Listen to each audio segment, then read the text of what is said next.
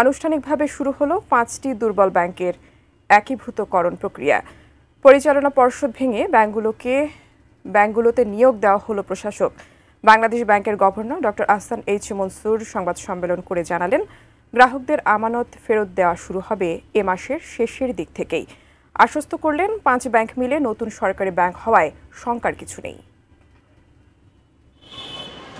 শরিয়া ভিত্তিক 5টি ব্যাংক, সোশ্যাল ইসলামী bank, first security, global, Exim, union bank, এসব ব্যাংক মিলেই গঠিত হচ্ছে নতুন একটি সরকারি ইসলামী ব্যাংক। তাই ভেঙে দেয়া হলো ব্যাংকগুলোর পরিচালনা পর্ষদ, নিয়োগ দেয়া হয়েছে প্রশাসকও। ফলে এই ব্যাংকগুলো এখন অকার্যকর।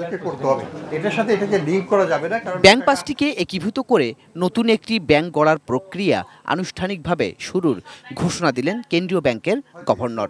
প্রক্রিয়া শেষ হতে সময় লাগবে 1 বছর। বললেন, নতুন ব্যাংকটির মূলধন হচ্ছে 35,000 কোটি টাকা। তাই আতঙ্কিত হয়ে টাকা না তোলার আহ্বানও তার। আরএফএল অডিটর, বাঁকা হয় না, ফাঁকা হয় না, আর ভাঙা এক কথায় অসম্ভব। প্রথমে এটা সরকারি ব্যাংক, কাজে কারোর কোনো ভয়ের কিছু নাই। অ্যাবসলিউটলি ক্লিয়ার করে বলতে চাই, এখানে কোনো ধরনের টাকা তোলার অপ্রয়োজনীয় কারণে অর্থ উৎসাহের কোনো দরকার নেই। ডিজিটাল মার্কেটে আমরা প্রত্যেক ডিপোজিটারকেই মার্কেট বেসড ইন্টারেস্ট রেট দেব ডে 1 থেকে, যেদিন থেকে একীভূত হবে প্রফিট, হ্যাঁ সেদিন থেকেই প্রফিট দেওয়া হবে বাজার ভিত্তিক রেটে। কাজে কারোই কোনো সঙ্গত কোনো কারণ থাকবে না টাকা তুলে নেওয়ার জন্য। তবে যারা একীভূত হওয়ার আগেই টাকা ফেরত নিতে চান, তারা পাবেন সর্বোচ্চ 2 লাখ টাকা। বাকি টাকা পর্যায়ক্রমে পরে দেয়া হবে। এক্স্যাক্ট টাইমিং বলবো না, বাট এই মাসের মধ্যেই হওয়া উচিত বলে আমরা মনে করি। এখানে কিছু আইনগত প্রক্রিয়াগত বিষয় আছে, যেটাকে 100% প্রেডিক্ট করাটা ঠিক নয়।